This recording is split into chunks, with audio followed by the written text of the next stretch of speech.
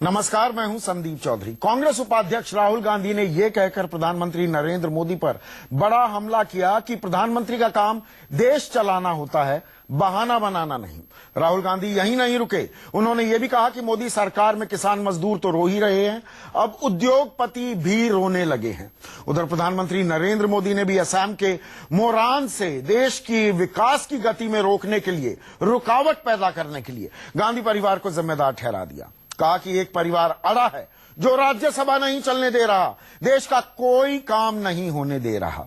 मतलब ये तो तय है कि देश का नुकसान हो रहा है, लेकिन कोई जिम्मेदारी नहीं ले रहा, बस एक दूसरे पर आरोपों की राजनीति हो रही है। इसलिए आज का हमारा सवाल, राहुल ने क्यों कहा प्रधानमंत्री काम नहीं करते, बहाना बनाते हैं? और प्रधानमंत्री मोदी ने क्यों कहा गांधी परिवार काम नहीं करने दे रहा? और इससे अहम सवाल यह उठता है कि मोदी और गांधी परिवार की लड़ाई क्या व्यक्तिगत होती जा रही है? इस पर हम चर्चा करेंगे। कुछ खास मेहमान मेरे साथ जुड़ चुके हैं, लेकिन पहले नजर इस रिपोर्ट पर।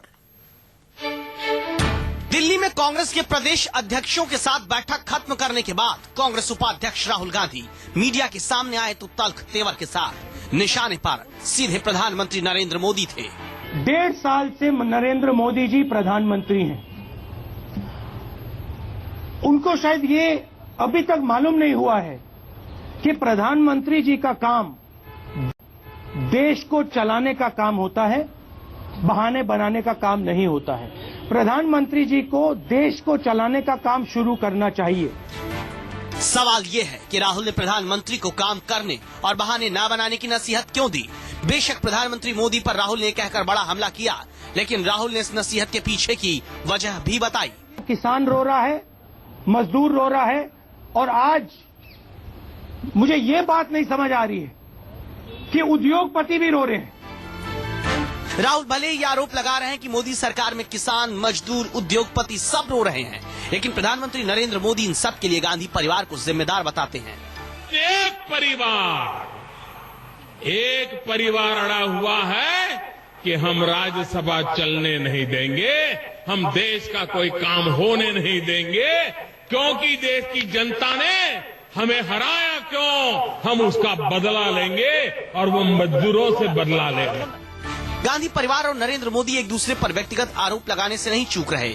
इस बीच कांग्रेस ने आनंदीबेन पटेल के बहाने प्रधानमंत्री नरेंद्र मोदी पर एक और हमला किया। आरोप है कि गुजरात की मुख्यमंत्री आनंदीबेन पटेल की बेटी अनार पटेल की कंपनी को गिर लायन सेंचुरी के पास की 250 एकड़ जमीन महज 15 रुपए प्रति स्क्वायर मीटर की दर पर दे दी गई।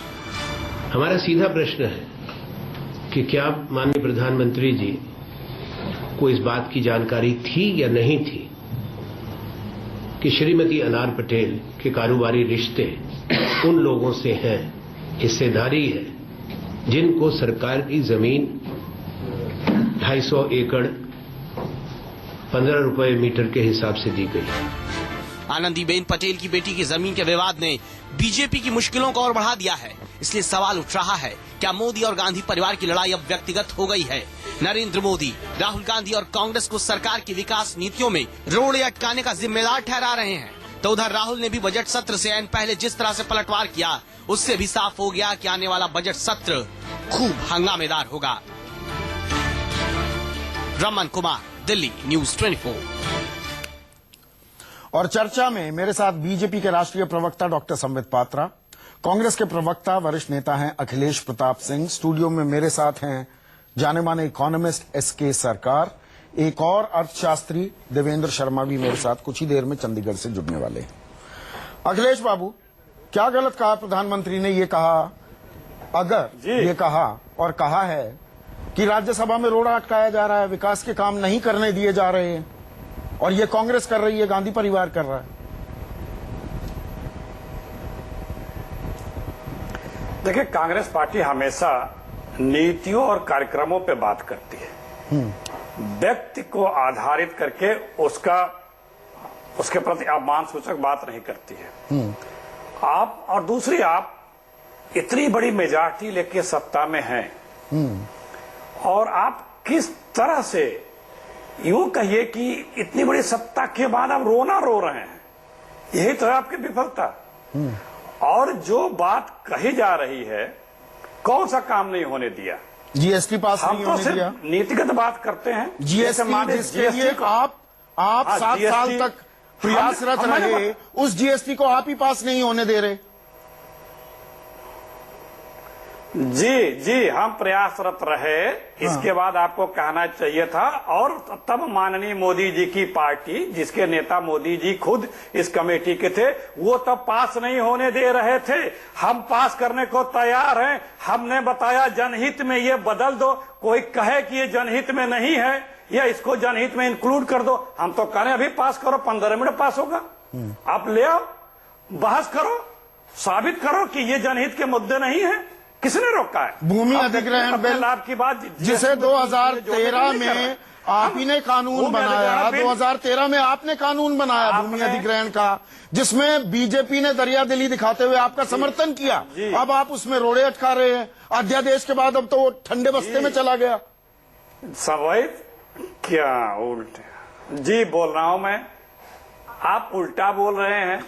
दरियादिली दिखाया, पास कराया, 6 महीने में ही क्यों बदलने की उनको नौबत आ गई। और उसके पहले बातचीत करते, बताते, कुछ कहते, ऑर्डिनेंस पर ऑर्डिनेंस, ऑर्डिनेंस पर ऑर्डिनेंस, लोकतंत्र है या कि तानाशाही। आप पूरी बात क्यों नहीं बताते? क्यों वन साइड रोक ले रहे हैं?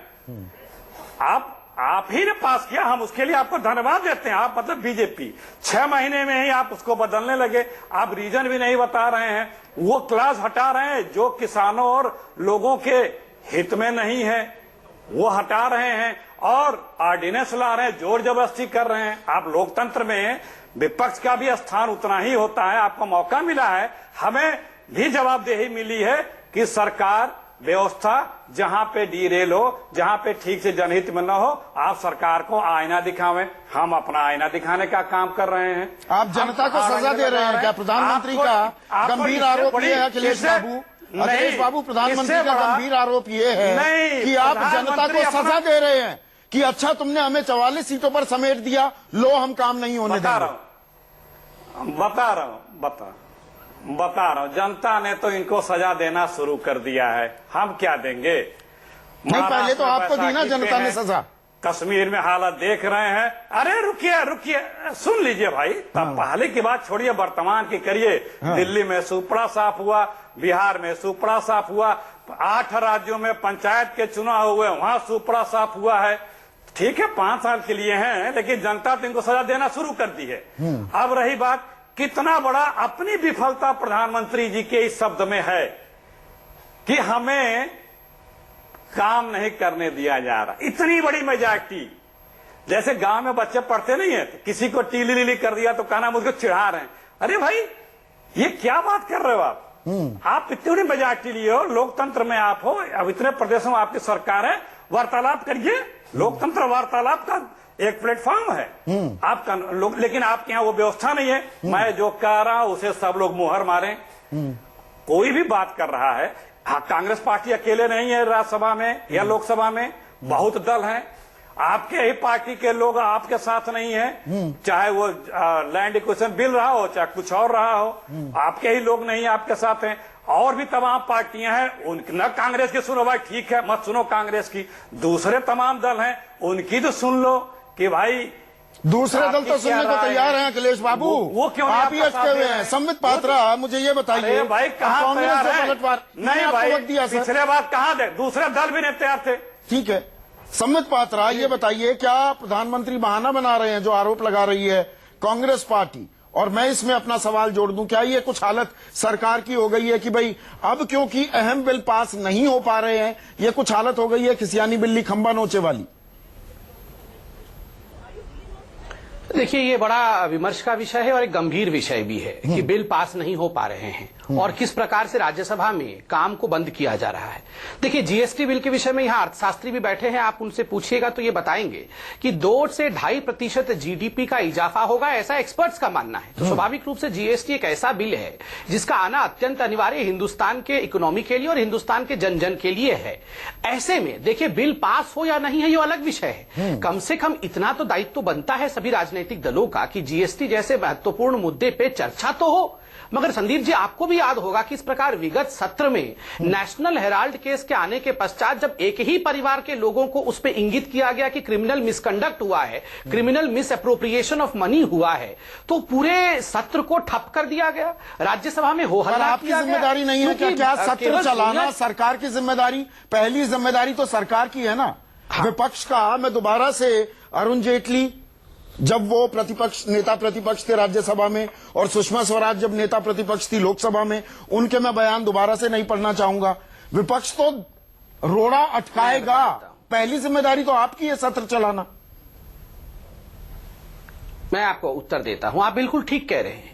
पहला जिम्मेदारी सरकार और हमारे फ्लोर मैनेजर्स का होता है सत्र चलाने का, इसमें कोई दो मत नहीं है। मगर अगर कानून अपना काम करे और किसी को पकड़ ले करप्शन के केस में, और आप कहें सत्र में जाकर कि वेंडेटा है, हमें छोड़ दो, तो क्या छोड़ देना चाहिए? आप आज निर्णय यही लेते हैं। आप देखिए सोनिया गांधी जी का कहना कि देखिए हम तो नेशनल हेराल्ड करेंगे, ये जो कोर्ट का निर्णय आया कि नहीं इसमें क्रिमिनल मिसकंडक्ट है, ये दोनों एक्यूज्ड हैं। एक्यूज नंबर 1 सोनिया गांधी और एक्यूज नंबर 2 राहुल गांधी, ये कोई भारतीय जनता पार्टी के जज ने तो नहीं बनाया, ये अमित शाह जी ने या मोदी जी ने तो नहीं लिखा, ये कोर्ट ने, दो कोर्ट ने, एक लोअर कोर्ट ने और फिर हाई कोर्ट ने कहा कि ये दोनों एक्यूज्ड है, ये criminal miss appropriation of money कर रहे थे, जनता के पैसे को धोखाधड़ी करके लूट रहे थे। अब आप इस पे कहेंगे कि हमें मैनेज करना चाहिए, आप बताइए कैसे मैनेजमेंट होना चाहिए? उससे पिछले सत्र में क्या हुआ? कहना चाहिए कि ये तो पिछले सत्र की बात हो गई। आप देश लेट लूट रहे हैं, हम छोड़ देते हैं। 2 सत्र जाया हो चुके हैं। ऐसा मैनेजमेंट उचित है क्या? संबित 2 सत्र जाया हो चुके हैं, आपने एक सत्र। क्या आप ये एक्सेप्ट करेंगे कि कहीं ना कहीं जो बहुमत का आंकड़ा और अप्रत्याशित बहुमत मिला, इसमें कोई शक नहीं, सारी दुनिया जानती है, तो कहीं ना कहीं आंकड़ों का दम्भ और गुरूर भी दिखने लगा। खबरें ये भी आने लगी, अच्छा राज्यसभा में नहीं पास होने देंगे, हम साझा सत्र बुला लेंगे। वो पैतरा उल्टा पड़ गया। नहीं, देखिए खबरों के आधार पर नहीं, जो वास्तविकता है उसके आधार पर चलिए। अब देखिए अरुण जेटली जी ने जो आप कह रहे हैं दंभ, संख्याओं का दंभ, इसको अरुण जेटली जी ने अंग्रेजी में कहा था the arrogance of numbers in Rajya Sabha. दंभ कहां है, एरोगेंस कहां है? आप राज्यसभा में देखिए, हम पास होने नहीं देंगे किसी भी बिल के आने से पहले। अभी देखिए सत्र आना बाकी है, अभी से जिस प्रकार के तेवर कांग्रेस के लोग, नहीं हम रोहित वेमुला के केस को उठाएंगे, हम सत्र नहीं चलने देंगे, नहीं हम अभी इस विषय को उठाएंगे, अशोक चौहान के केस में कहेंगे कि ये वेंडेटा पॉलिटिक्स है, हम सत्र नहीं चलने देंगे। जब आप बहाने पहले ही ढूंढने लगते हैं कि सत्र कैसे नहीं चलने दिया जाए, तो ये जो एरोगेंस ऑफ नंबर है ये राज्यसभा के कारण है। और मैं आपको छोटा सा एक उदाहरण देता हूं संदीप जी। चंद दिनों पहले जब इसी नंबर को लेकर राज्यसभा काम नहीं कर रही है, इस पे जय पांडा जो कि बीजेपी के नहीं हैं, बीजेडी के सदस्य हैं, उन्होंने यूरोप से कुछ विषय लेकर रखा कि आप राज्यसभा के विषय को बदल दीजिए ताकि राज्यसभा बिलों को ना रोक सके। तो ये कांग्रेस पार्टी और कुछ अन्य पार्टी के लोगों ने उनके खिलाफ प्रिविलेज मोशन ले आए। आप बताइए, ये टॉलरेंस का डिबेट करने वाले अगर एक, ये तो राजनीतिक पहलू हो गया, एमपी सुझाव ये तो राजनीतिक पहलू हो गया। ये सिर्फ राहुल गांधी तक सीमित नहीं है।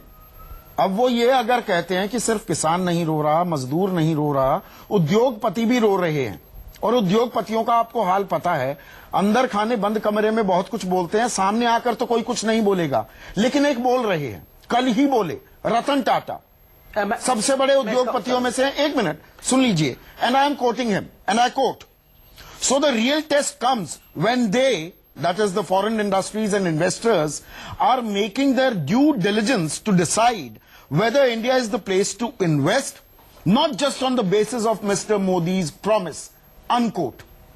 कि सिर्फ बातों से काम नहीं चलने वाला है। ये एक रियलिटी चेक है क्या संबित? एक्सेप्ट करेंगे रतन टाटा की बात मैं कह रहा हूं। नहीं, मैं बिल्कुल, देखिए मैं उनको बहुत सम्मान करता हूं, मगर मैं आंकड़ों के साथ बैठा हूं। आप ये देखिए, ये जो भी रिपोर्ट दिखा रहा हूं, एफडीआई 39% बढ़ा है। आप देखिए क्वार्टरली जीडीपी ग्रोथ जो है वो 70 बेसिक पॉइंट्स ये बढ़ा है।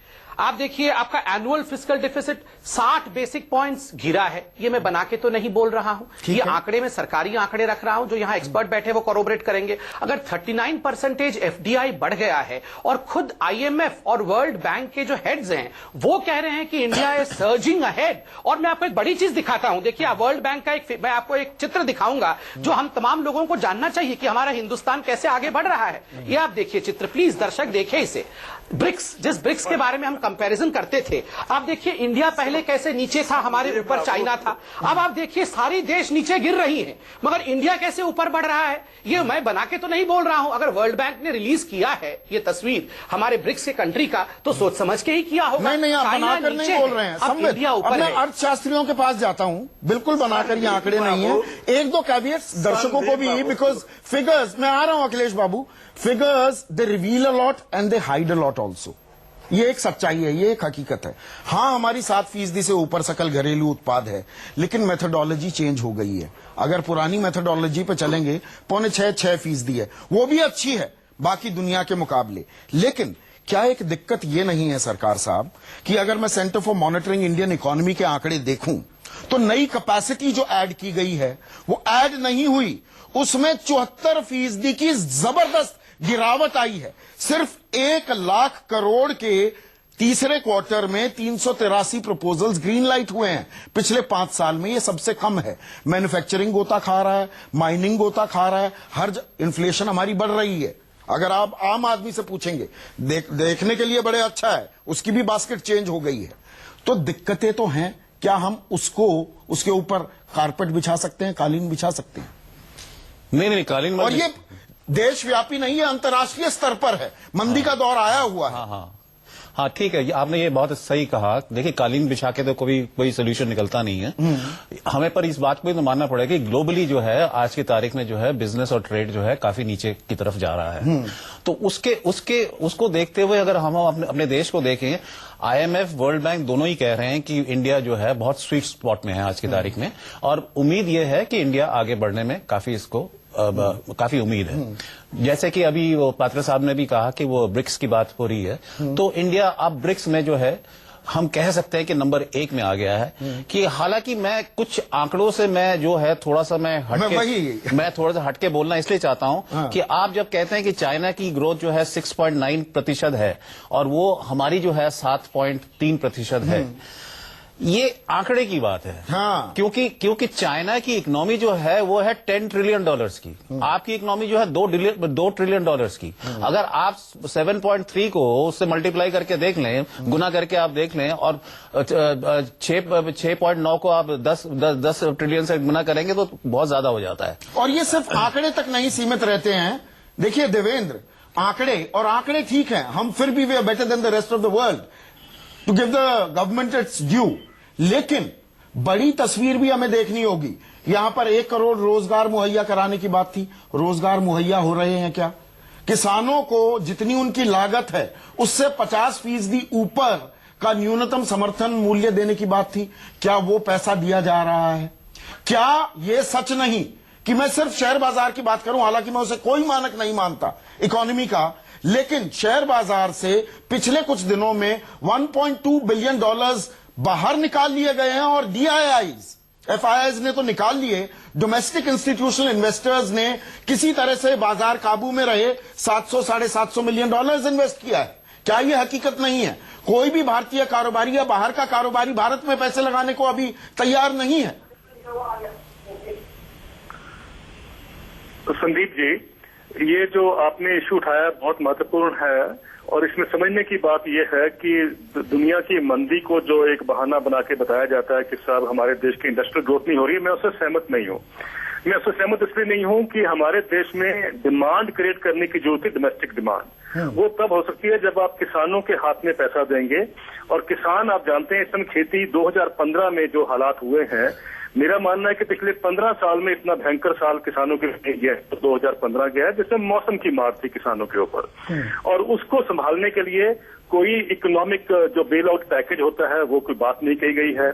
और कहीं भी आज भी जो मिनिमम सपोर्ट प्राइस है वो बढ़ाने की जब बात की गई थी 50% देने की, वो बात नहीं कही है।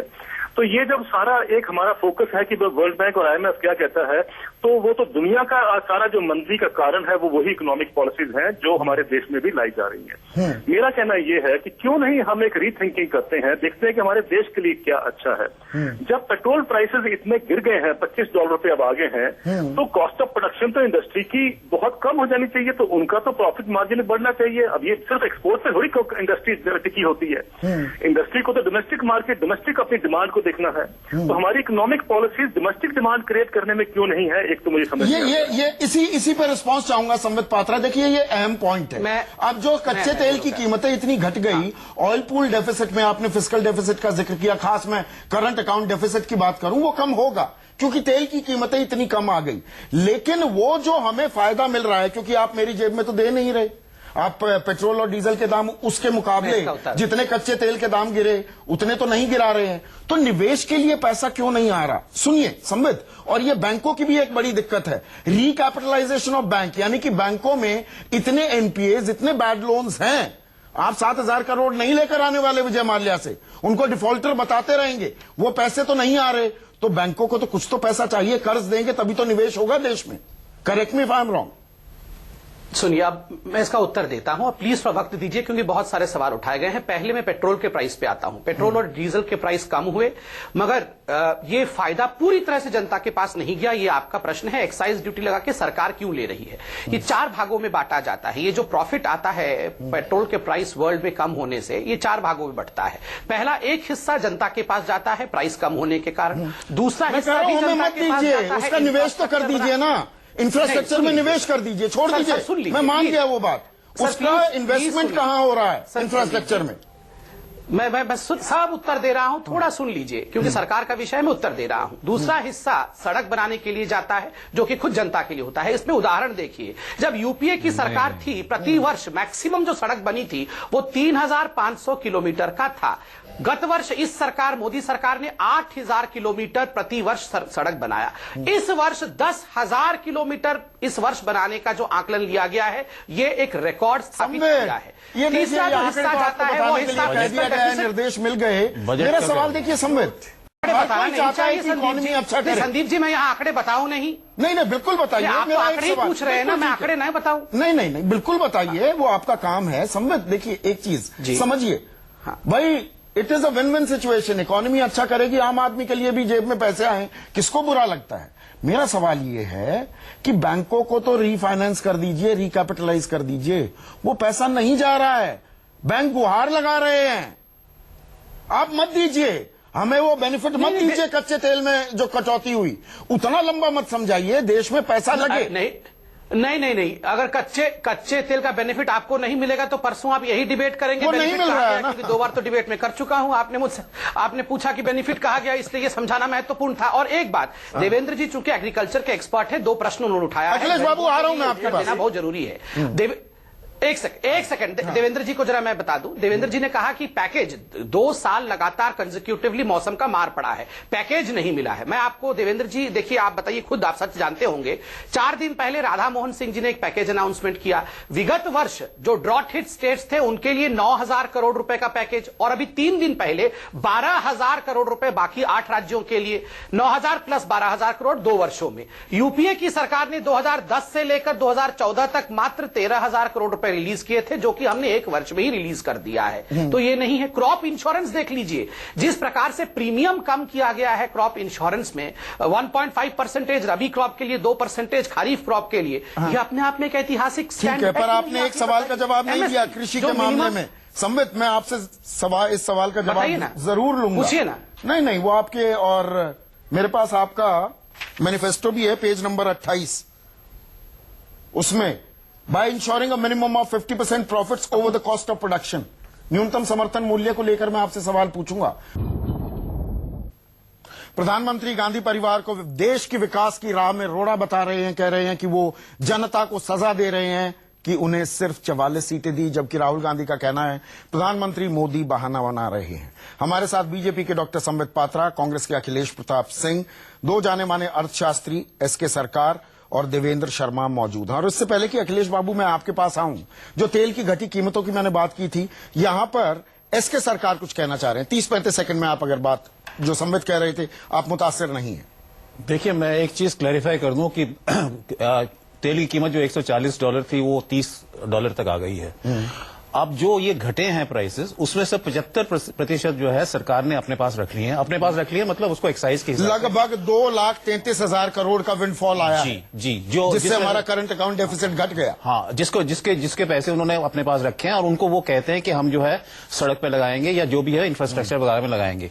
मेरा कहना यहाँ पे एक चीज है, ये है कि अगर हमने ग्लोबलाइजेशन को एम्ब्रेस किया है तो हमें कंज्यूमरिज्म की तरफ ध्यान देना पड़ेगा। अगर कंज्यूमरिज्म नहीं बढ़ेगा तो एक इंडस्ट्रियल प्रोडक्ट की डिमांड नहीं बढ़ सकती है।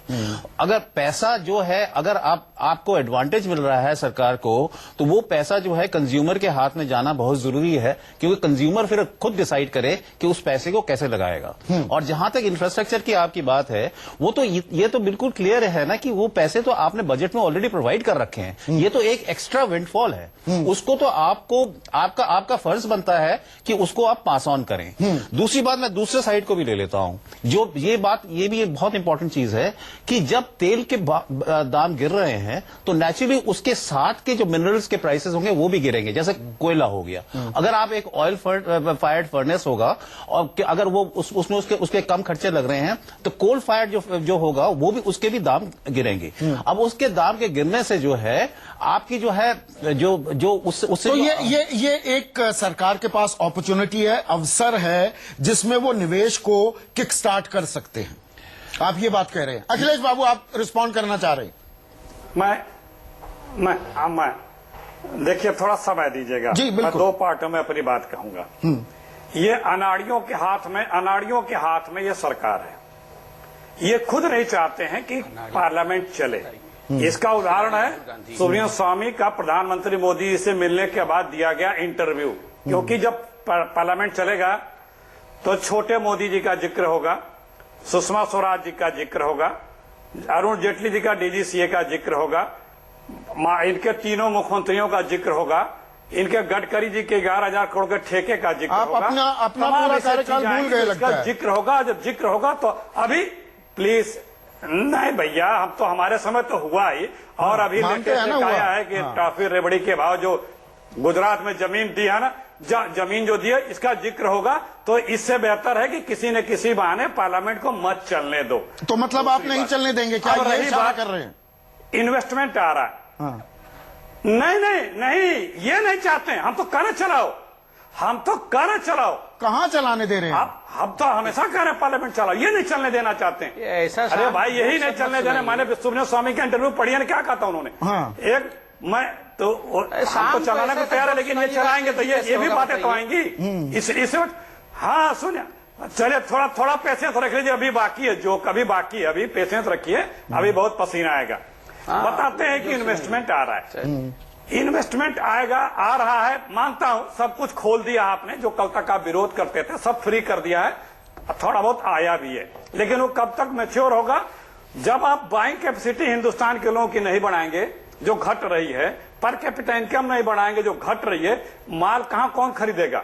बार बार यह कहता कि दुनिया में मंदी है।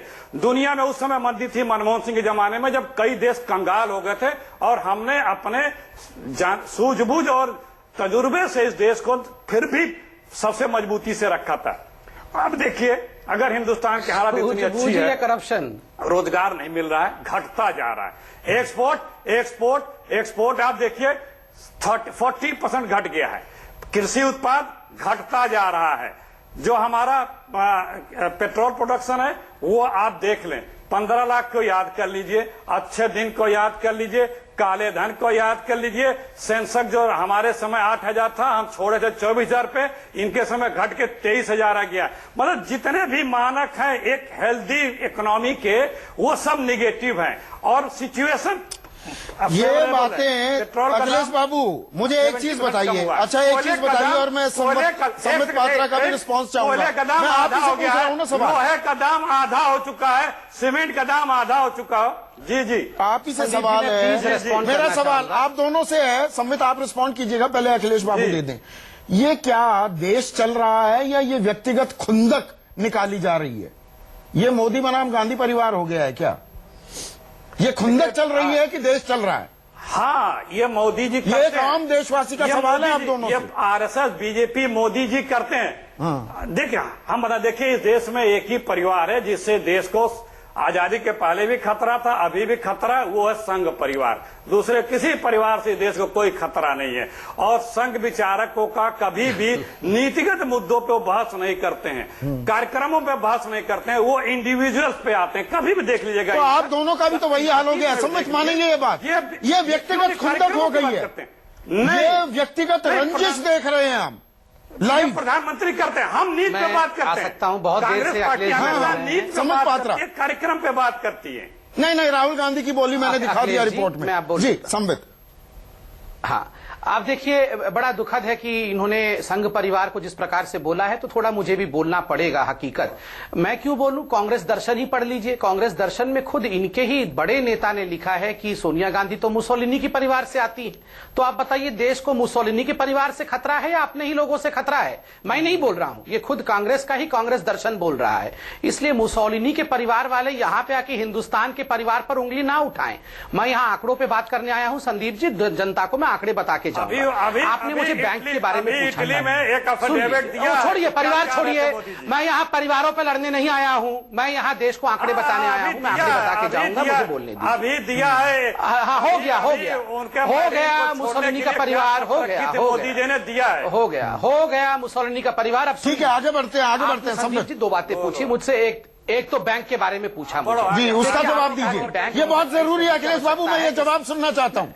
जी देखिए, बैंक कैसे रिवेटलाइज की है इस सरकार ने, सुनिए। पहली बात तो जो इंद्रधनुष, यहाँ एक्सपर्ट बैठे हैं, उनसे आप पूछिए। जो इंद्रधनुष का जो एक प्रोग्राम इन्होंने आरंभ किया 7 कंपोनेंट्स बैंक को रिवाइटलाइज करने के लिए, ये अपने आप में ऐतिहासिक रहा। दूसरा, 70,000 करोड़ रुपए बैंक को इन्फ्यूज किया है इस सरकार ने इस वित्त वर्ष में, और अगर इन्फ्यूजन में अधिक आवश्यकता पड़ेगी हम उसकी भी गारंटी करते हैं, ऐसा सरकार ने कहा है। खुद आरबीआई और जो एमओएफ है, मिनिस्ट्री ऑफ फाइनेंस है, ये दोनों इसको देख रहे हैं कि अगर किसी भी प्रकार से 70,000 करोड़ रुपए से अधिक की आवश्यकता पड़ी इन्फ्यूजन में, तो ये सरकार करेगी। वो 7,000 करोड़ तो विलफुल डिफॉल्टर है, उनका एक विलफुल डिफॉल्टर है। एसबीआई ने भी, यूनियन बैंक ऑफ इंडिया ने बनाया, उनका नाम विजय माल्या है शायद। बिल्कुल ठीक कहा आपने। वो पैसे कब आएंगे? आपको बताता हूँ, वो पैसे कब आएंगे? हमसे तो मेरे पास कल एक फोन आ गया, आपने कार ली थी, 581 रुपए बचे हुए हैं। उनके पास फोन जाते हैं कि 7,000 करोड़ देने हैं। वो पार्टी करते हैं अपना किंगफिशर विला में, गोवा में, सारे तमाम बड़े नेता पहुंच जाते हैं कबाब खाने के लिए। देखिए, इसी सरकार ने 16,000 करोड़ रुपए का एसेट्स जब्त किया है, चाहे वो दाऊद का हो या अन्य लोगों के। मैं सीधा पूछ रहा हूं, ये जो सिख इंडस्ट्रीज हो जाती है, सिख इंडस्ट्रियलिस्ट नहीं होते इस देश में, उसका कुछ करेंगे? इस मोदी जी ने कहा ना, मोदी जी ने कहा गरीबों को जब आप पैसे देते हैं तो आप उसको सब्सिडी कहते हैं। अमीरों को जब आपने 7,000 करोड़ रुपए दे दिए, वो तो अखिलेश जी बताएंगे क्यों दे दिए, आपने दे दिए, तो आप उसको इंसेंटिव कहते हैं। ये सब्सिडी और इंसेंटिव में फर्क क्यों है? तो बड़े स्पष्ट शब्दों में प्रधानमंत्री ने तो इंगित कर दिया है। देवेंद्र शर्मा, आखिरी कमेंट, मुझे ब्रेक लेना होगा, हम ले आएंगे। मैं वाइंड अप कर रहा हूं डिबेट को। देवेंद्र शर्मा, चाहे कृषि की बात हो, न्यूनतम समर्थन मूल्य की बात हो, या ये जो ब्लैक मनी की बात थी, इन्वेस्टमेंट करनी है ना, कुछ ना कुछ पैसा तो कहीं ना कहीं से आएगा, उसमें आप मुतमईन हैं जो रिस्पांस मिला है सरकार की तरफ से या पार्टी की तरफ से, संबित की तरफ से? देखिए, मेरे को जो सबसे इंपॉर्टेंट बात है जो समझनी चाहिए हमें, संदीप जी, और थोड़ा समय रखिए इस बात के लिए, कि ये जो आज तक हम इन्वेस्टमेंट की बात करते हैं, हमें लगता है कि जैसे इन्वेस्टमेंट आएगी तो देश का भविष्य बदल जाएगा। कभी हमने इसको भी देखा है कि जो हमारे देश में कंपनियां इन्वेस्टमेंट आने के बावजूद पैसा नहीं दे पा रही हैं। 7,32,000 करोड़ रुपया मात्र 10 कंपनियों का डेट है सरकार के प्रति। बताइए, 7,72,000 करोड़ रुपए, इतनी तो इन्वेस्टमेंट नहीं आती है जिसकी हम बात करते हैं। फ्रांस के राष्ट्रपति बोल गए कि हम $1 बिलियन हर साल देंगे, यानी 7,000 करोड़ रुपए हर साल देंगे। यहां 7,32,000 करोड़ रुपए की बात हो रही है। इसके अलावा 10 लाख करोड़ रुपए का तो कम से कम नॉन परफॉर्मिंग एसेट है। बैंक में तो इन्फ्यूज करना पड़ेगा सरकार को, चारा ही कोई नहीं है। बैंकों की हालत खस्ता कर दी है इंडस्ट्री ने। एक बात तो यह है। दूसरी बात, प्रधानमंत्री जी ने बहुत अच्छी बात कही थी जो समझने की है। उन्होंने कहा था कि सब्सिडी को तो बुरा माना जाता है, उसको हम काट रहे हैं ताकि फिस्कल डेफिसिट कंट्रोल किया जाए, लेकिन जो इंसेंटिव है, पिछले 12 साल में 42 लाख करोड़ रुपए के इंसेंटिव दिए गए हैं कॉर्पोरेट्स को। 42 लाख करोड़ के टैक्स एग्जम्पशन दिए गए हैं। अगर सरकार ने उसके ऊपर रोक लगाई होती तो आज देश की इकोनॉमी दौड़ रही होती। मेरा मानना है कि 7 नहीं कम से कम 25% पे होती अगर हमने वो 42 लाख करोड़ रुपए रिकवर किया होता। चलिए, कहीं क्या ये होगा, कहीं क्या ये इस बजट में आएगा? मैं नहीं मानता कि बजट में कभी आएगा। बहुत बहुत शुक्रिया देवेंद्र शर्मा, अखिलेश प्रताप सिंह, एसके सरकार और संबित पात्रा। कम से कम हमने एक संजीदा बहस की है और कुछ न कुछ रास्ते निकलने चाहिए बजट के लिए भी। शायद अरुण जेटली सुन रहे हो इस चर्चा को, कुछ टेकअवेज मिले हों।